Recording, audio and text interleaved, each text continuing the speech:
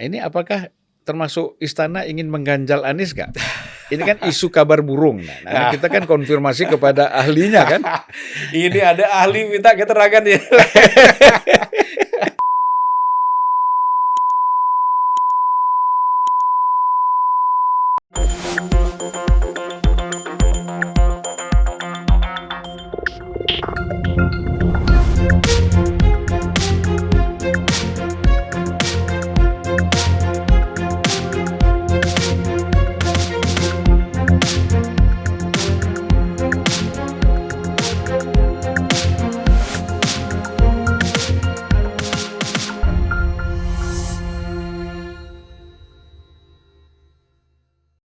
Bismillahirrahmanirrahim. Assalamualaikum warahmatullahi wabarakatuh. Waalaikumsalam warahmatullahi wabarakatuh. Kita ini berhadapan sama Doktor Kiai ini mesti salamnya itu harus mantap. Ya. Beda kalau kita mengucapkan assalamualaikum sama Adian Napitupulu ataupun Masinton ya. Siap. Dr. Ahmad Khairul Umam, ini nama lengkap, sebagai Direktur Institute for Democracy and Strategic Affairs. Jadi kalau kita Indonesia kan Indo Strategic, Bang. Kita persingkatnya, Bang. Indo Strategic ya. Siap. Jadi Institut untuk Kajian Demokrasi dan Isu-isu Strategis. Nah ini kita bingung juga mau ngasih isu strategis ini apa sekarang. Semua nampaknya sudah strategik ya. Apapun yang Bang Zulfan sampaikan itu adalah sebuah fatwa-fatwa yang strategis, Bang. Siap. Kita ini terus terang aja kan, kalau kita lihat Mas Anies ya, sebagai capres yang sudah dideklarasikan oleh Nasdem, dengan harapan bisa menjadi capres yang memenuhi presidensial threshold, bersama dengan PKS dan Demokrat. Tapi kan udah lama sekali ya. Sekarang kita sudah masuk Desember, kurang lebih 2 bulan, tetapi koalisi ini belum juga jadi, belum melahirkan apa-apa ya, baru hanya Nasdem.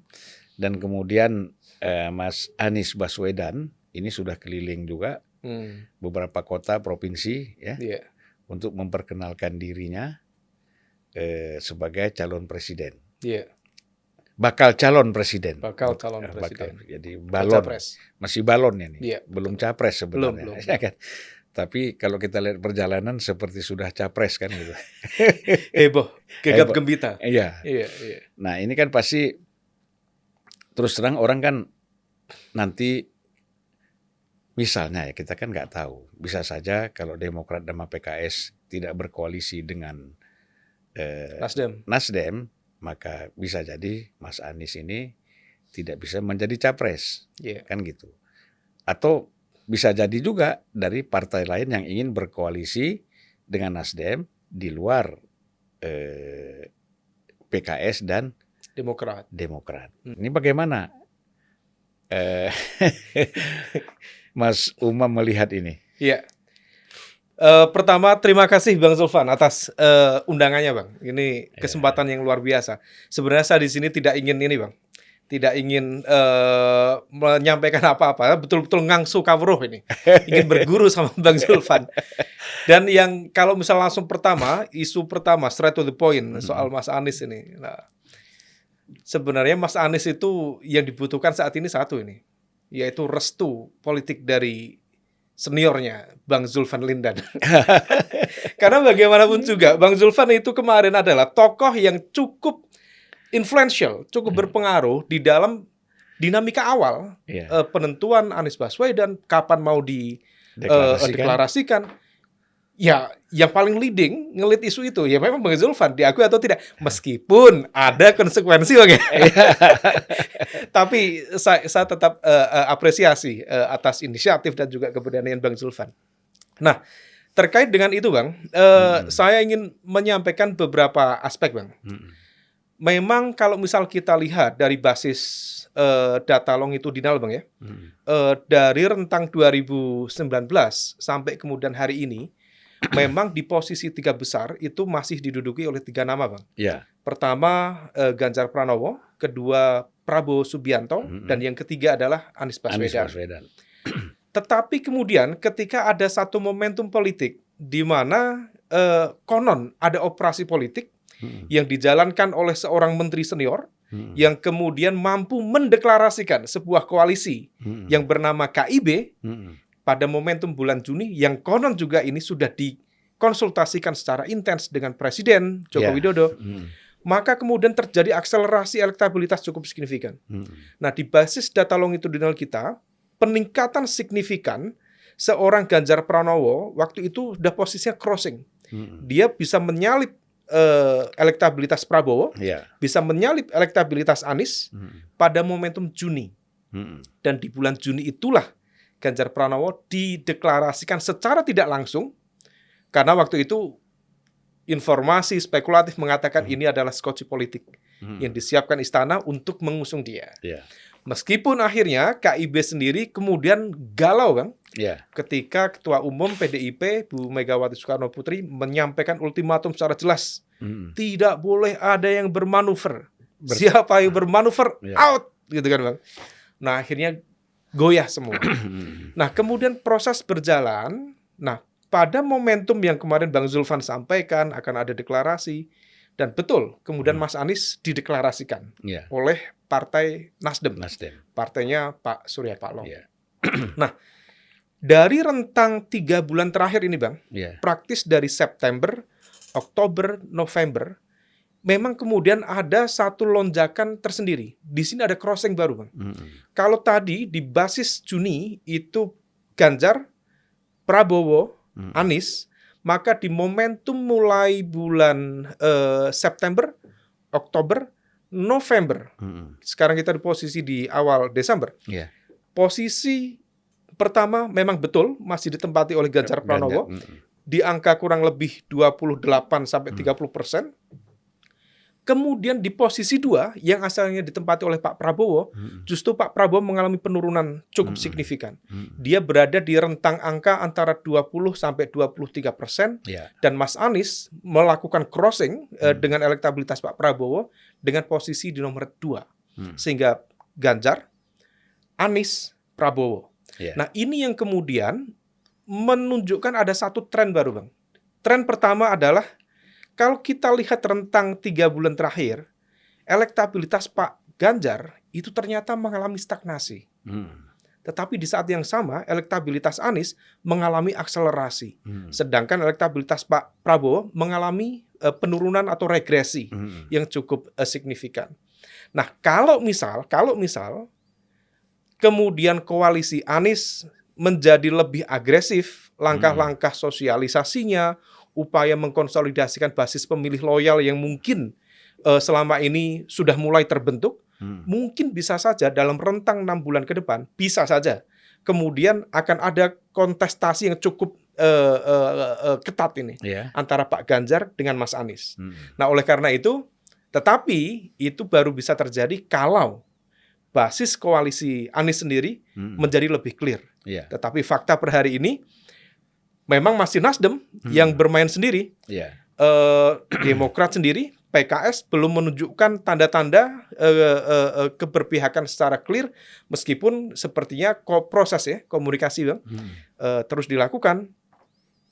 Tetapi yang diharapkan oleh mereka adalah ketika kemudian mampu mendeklarasikan, itulah momentum penting untuk melakukan akselerasi elektabilitas menuju 2024 mendatang. Nah, kalau kita lihat ya, apakah pendeklarasian Anies sebagai capres oleh Nasdem itu mungkin dianggap terlalu cepat? Banyak yang menganggap terlalu cepat, terburu-buru. Nah, ini buat Anies sendiri menguntungkan atau tidak?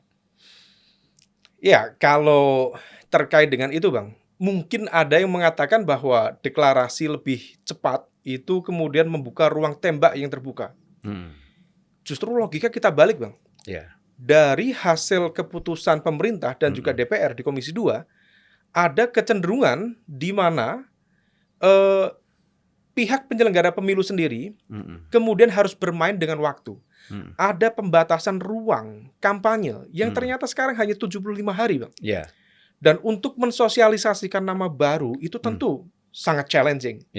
Nah, oleh karena itu, diakui atau tidak, deklarasi lebih awal, apalagi nama baru, masih fresh, maka akan lebih baik dideklarasikan sejak awal.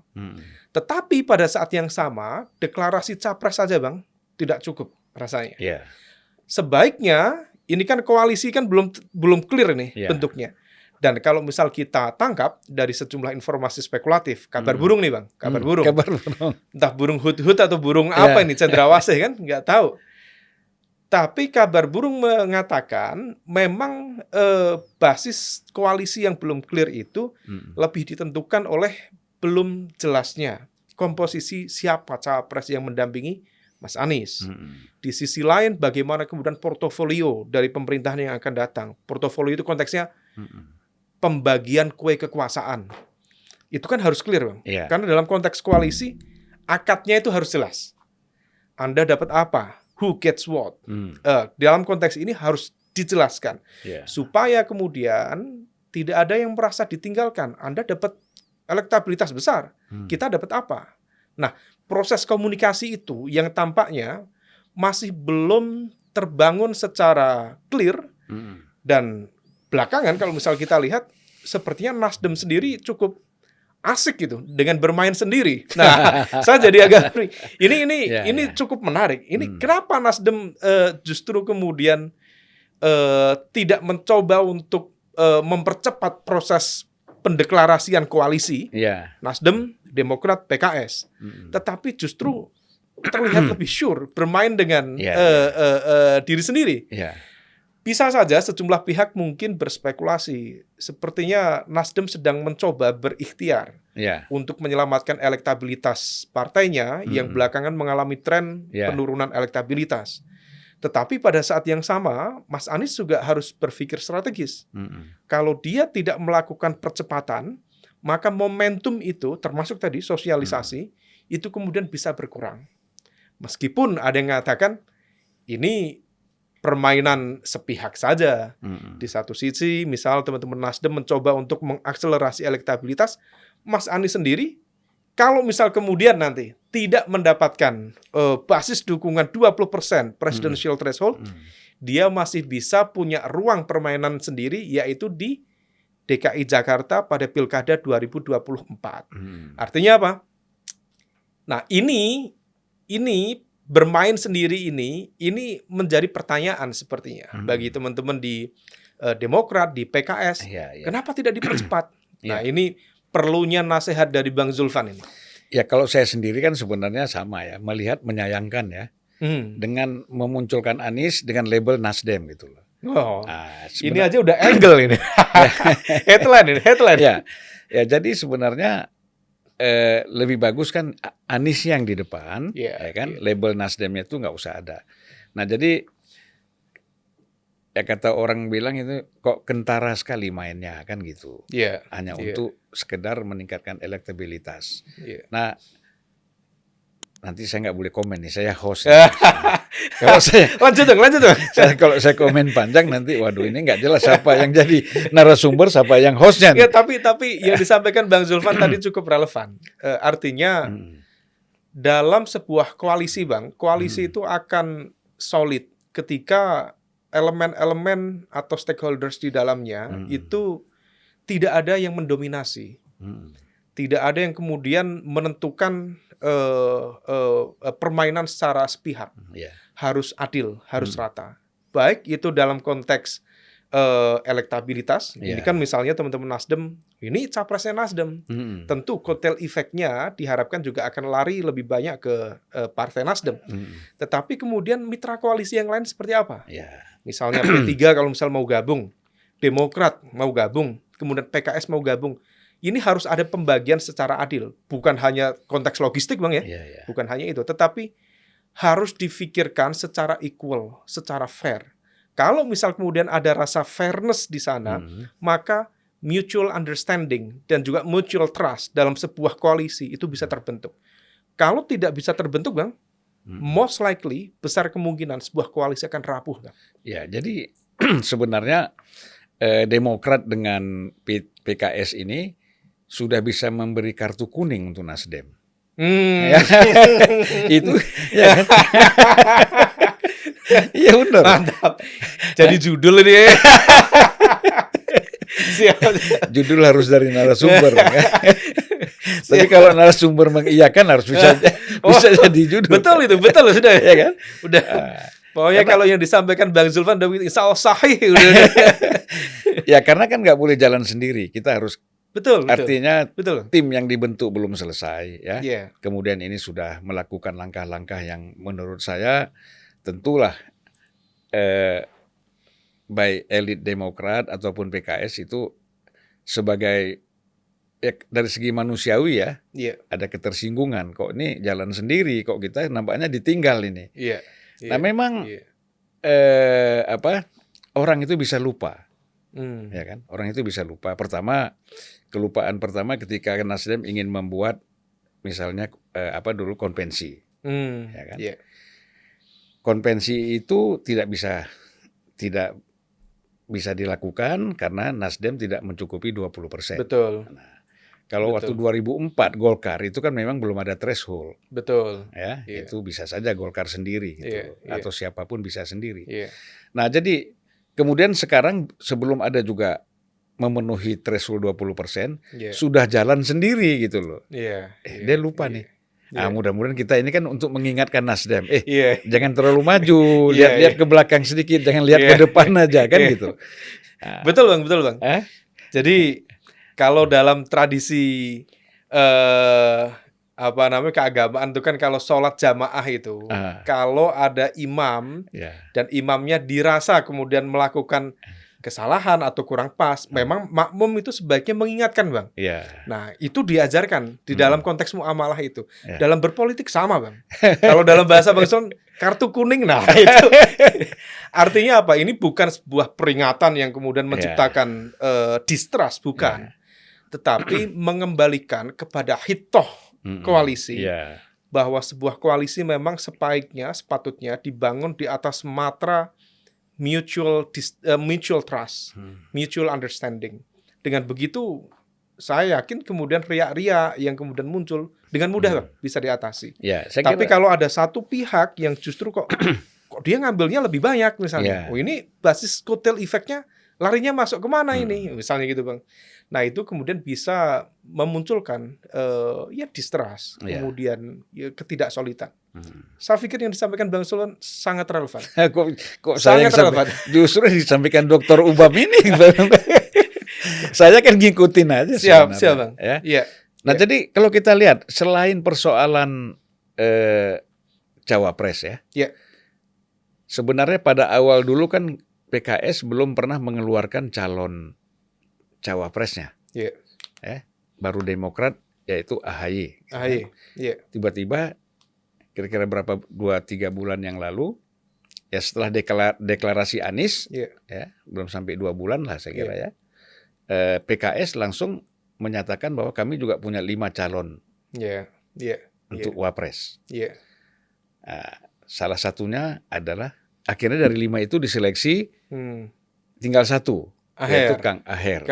Nah, berarti ini kan susah nih. Sementara kalau di beberapa negara seperti Iran itu calon wakil presidennya ada 5. Ya kan? Jadi kalau ada 5 partai atau 5 koalisi, 5 faksi, itu bisa. Kalau di Indonesia kan calon wakil presiden cuma 1. Bagaimana? Mau ngambil dari Demokrat juga, mau ngambil dari ini udah menurut saya sudah agak susah ya. Itu kalau kita bicara dari segi cawapres. Dari aspek lain, kira-kira apa yang juga bisa menghambat koalisi ini? Kalau ini Bang, terkait dengan konteks cawapres Bang kita perlu melihat dari beberapa aspek. Dan ini juga perlu bukan hanya dalam konteks Anies tetapi juga misalnya di koalisi lain Indonesia, koalisinya Pak Prabowo dengan Caimin, Gerindra dengan PKB, juga ternyata mengalami sebuah resistensi atau kendala yang serupa Bang. Ketika kemudian pencapresan Pak Prabowo sudah clear, sudah muncul, kemudian Caimin sebenarnya kita juga yakin Caimin juga sudah legowo untuk menjadi wapres dan mendampingi Pak Prabowo. Tetapi sepertinya Pak Prabowo mencoba untuk menghitung ulang. Sepertinya bukan Caimin yang kemudian dianggap mampu mengonsolidasikan basis pemilih yang signifikan, terutama dari basis kekuatan Islam moderat, wabil khusus pemilih Nahdliyin, sepertinya bukan Caimin dalam cara pandang teman-teman Gerindra atau Pak Prabowo. Maka kemudian menjadi light. Cawapresnya siapa? Itu menjadi tanda tanya. Sehingga per hari ini belum ada penentuan cawapresnya Pak Prabowo. Artinya negosiasi masih belum selesai. Belum selesai di situ. Sementara kalau KIB, jangankan cawapresnya, capresnya juga belum ada. Belum ada. Masing-masing udah ada. Masing-masing. Kemarin PAN kan sudah. Iya. Ya kan? PAN sudah, tapi sesuai dengan arah mata angin lah. Nanti bisa berubah lagi. Berubah lagi, ya. Nah, tapi kalau misalnya terkait dengan konteks Mas Anies tadi itu harus dihitung secara clear oleh Mas Anies sendiri, termasuk juga oleh partai-partai koalisi.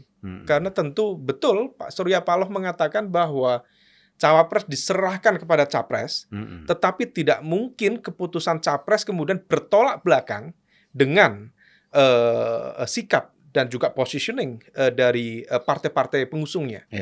Nah, kalau menurut saya Bang, yang perlu dia hitung harus menggunakan sejumlah ukuran. Indikatornya harus jelas. Misalnya dari aspek ideologis, aspek jaringan partai, aspek jaringan non-partai, aspek logistik, aspek penguasaan di basis pemilih muda dan juga perempuan, dan juga indikator-indikator yang lain. Itu harus di breakdown secara clear, dan tentu teman-teman di peneliti juga bisa memetakan itu dengan membuat skala lah, misalnya dengan tokoh, dengan AHY, Ketua Umum Partai Demokrat, Agus Harimurti Yudhoyono. Bagaimana dengan indikator-indikator seperti ini tadi? Berapa nilainya? Dengan Ahmad Heriawan, Kang Aher, berapa nilainya? Dengan Bu Hovifah, berapa nilainya?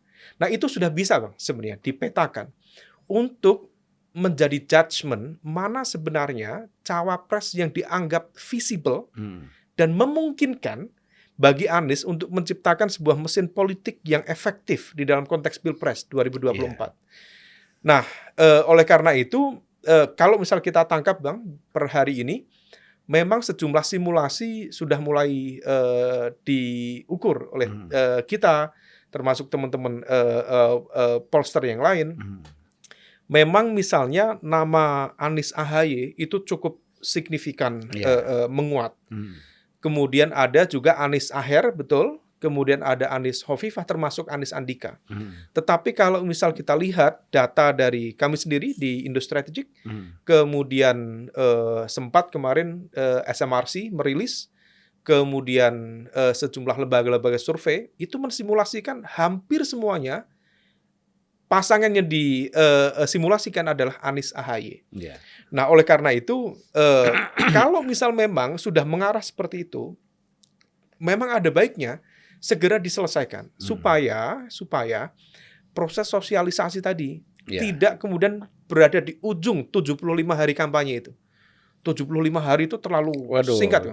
Terlalu singkat. Kita aja ini unpacking sudah 6 bulan, kok cepat sekali. 6 bulan ya. 6 bulan. Nah, oleh karena itu, apalagi menjangkau masyarakat kita di akar rumput yang literasi politiknya mungkin belum begitu memadai. Maka betul-betul proses deklarasi, pembacaan di fase awal, pematangan materi, dan juga deklarasi memang sebaiknya dilakukan secara cepat, clear. Karena apa? Karena ini juga bisa memberikan kepastian Bang. Di internal koalisi, sekaligus dalam konteks eksternal juga bisa membantu proses sosialisasi. Saya pikir itu Bang. Nah, kalau kita lihat misalnya ya, bisa saja Anies ini kan gagal menjadi capres. Ya. Bisa juga dia akan diambil oleh partai lain misalnya. Koalisi lain lah, kita kan nggak tahu. Kemungkinan kan ada saja dalam politik kan. Tapi yang paling penting lagi, nasib Aniesnya ini seperti apa ini? Kalau tidak diambil partai lain, kemudian dia tidak juga dari koalisi yang sudah direncanakan tidak terjadi, ya kan? Bagaimana kira-kira Mas melihat persoalan Anies ini ke depan? Memang politics is all about possibility Bang. Semuanya mungkin, tidak ada yang tidak mungkin. Benar. Dan keselamatan seorang politisi bukan hanya ditentukan oleh dinamika politik, tetapi juga bagaimana kemudian manuver-manuver lawan yang mungkin bisa menyelamatkan, di sisi lain juga bisa menghantam keselamatan yang bersangkutan. Bisa melalui operasi politik penegakan hukum, bisa melalui cyber attack, apapun, Bang. Nah, kalaupun terkait dengan itu, rasanya sepertinya tentu masing-masing membaca, Bang, ya. Mas Anies mungkin juga mencoba dia untuk mensimulasikan itu. Top kategori dia bisa berlaga di Pilpres 2024. Tetapi kembali lagi, kalau misal kemudian ada proses operasi politik yang kemudian tidak memungkinkan bagi dia untuk maju di Pilpres 2024, maka masih ada satu zona permainan baru yang sebenarnya melanjutkan sebelumnya, yaitu di Pilkada 2024 di DKI Jakarta.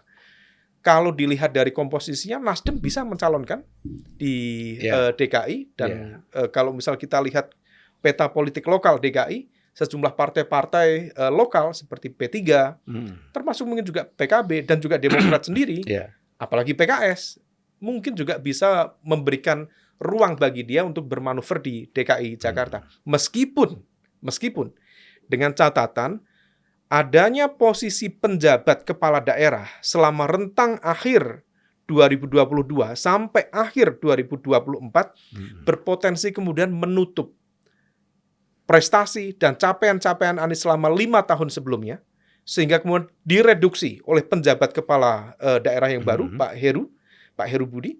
Nah, itu yang kemudian tergantung seberapa efektif mesin politik dia untuk bisa memainkan kartu di situ. Gitu.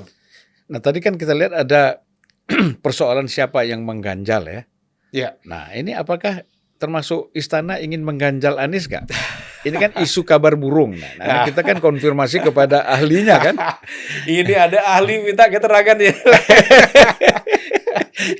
Ini bukan tanya ini antara investigasi. Bang, tentu Bang Zulfan lebih paham itu.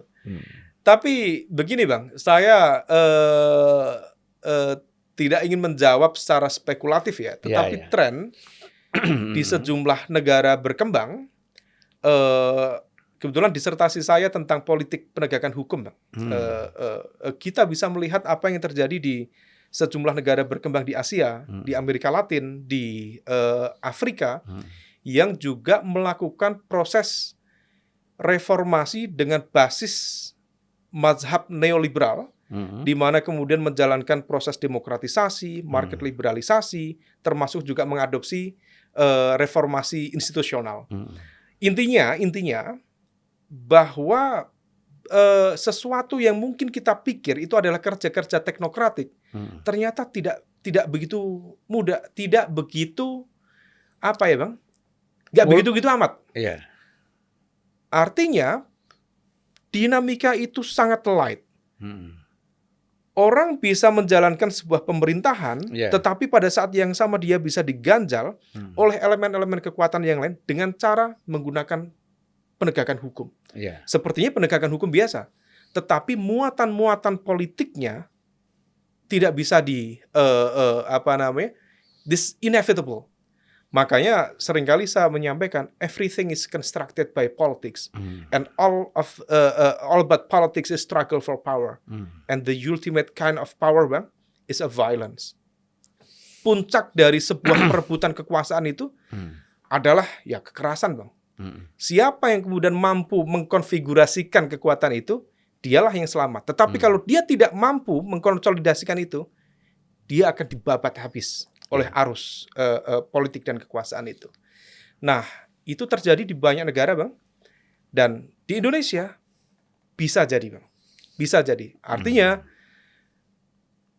operasi penyingkiran melalui berbagai cara, termasuk instrumen penegakan hukum, berpeluang besar terjadi kepada siapapun, termasuk Anies Baswedan. Kasusnya seperti Anwar Ibrahim dulu kan? Betul. Anwar Ibrahim adalah seorang tokoh yang dengan segala perjuangannya ya, Bang, dia istiqomah dalam perjuangan, Dan kemudian sekarang kita tahu, kita lihat ternyata buah dari kesabaran itu manis Iya, rasanya. Luar biasa, Bang. Karena kata dia, berjuanglah dengan pikiran. Dengan pikiran. Nah, Mudah diucapkan tapi nggak mudah dijalankan itu, nggak Bang. mudah dijalankan. Siap. Jadi berarti kan ini setelah Nasdem mendeklarasikan Anies, ini kan Nasdem harus membuat satu terobosan-terobosan ya, Ya. agar Anies tetap bisa maju sebagai capres. Iya. Nah, terobosan apa yang perlu dilakukan kira-kira? Satu-satunya, Bang, yang bisa dilakukan ya mempercepat proses komunikasi yang belum selesai dengan partai-partai yang menjadi mitra koalisi. Maka penentuan komposisi cawapres siapa? Ini kan Demokrat dan juga PKS kan sudah legowo. Mereka tidak mau kemudian mempromosikan saya minta sebagai capres, kan enggak? Kan sudah semuanya menerima. Oke, Anies yang dianggap sebagai simbol yang mampu membawa energi perubahan menurut teman-teman di koalisi itu. Tetapi pada saat yang sama, yang menjadi cawapres itu kan masih pilihan. Itu silahkan diselesaikan. Termasuk, Bang, portofolionya tadi itu. Who gets what? Kalau tidak bisa mendapatkan pengganti misalnya, Anda dapat logistik sebagai bantuan lah. Karena Anda tidak mendapatkan apa-apa, maka Anda dibantu sebagai bentuk kompensasi. Supaya kemudian nanti dalam ruang pertarungan di 2024 itu fair, Bang. Tidak ada yang merasa ditinggalkan, tidak ada yang merasa left behind. Nah, kalau misal itu sudah dilakukan, maka kemudian di dalam itu bisa certain, bisa ada kepastian lah. Kalau tidak ada kepastian, saya pikir ya hampir mirip itu dengan KIB yang katanya solid gitu, tapi ya nggak solid juga. Masing-masing masih cari jalan keluar ya. Masing-masing katanya solid gitu, sudah saling ketemu kan, Bang. Tapi masih bingung juga ini siapa capresnya, siapa cawapresnya, skenario portofolio pemerintahan yang akan diusung seperti apa, narasinya apa. Narasi konon ada, tetapi juga tidak jauh berbeda dengan yang disampaikan oleh koalisi-koalisi yang lain gitu. Kita melihat ini memang pemilu kali ini sangat rumit untuk menentukan calon presiden, calon wakil presiden ya. Betul, kalau Bang. kita bicara 2004 itu kan simple, 2009, 2014 bahkan 2019 itu simple. Betul. Tapi ini paling rumit ini ya di ujung jabatan. Kenapa rumit, Bang? Karena ini per hari ini tidak ada satu tokoh yang mampu mendominasi tren elektabilitas capres itu sendiri. Betul Pak Ganjar nomor 1, tetapi gapnya dengan Prabowo, dengan Anies itu relatif masih manageable untuk dilampaui. Artinya Ganjar nomor 1 tapi bukan absolut. Dia masih memungkinkan untuk di bypass, untuk dilampaui tadi. Di sisi yang lain, ini Pilpres 2024 ini adalah sebuah pertarungan ego, Bang. Ego politik di hadapan kekuasaan yang dimiliki oleh pimpinan tertinggi partai-partai politik. Kita bisa melihat bagaimana juga dignity dari PDIP.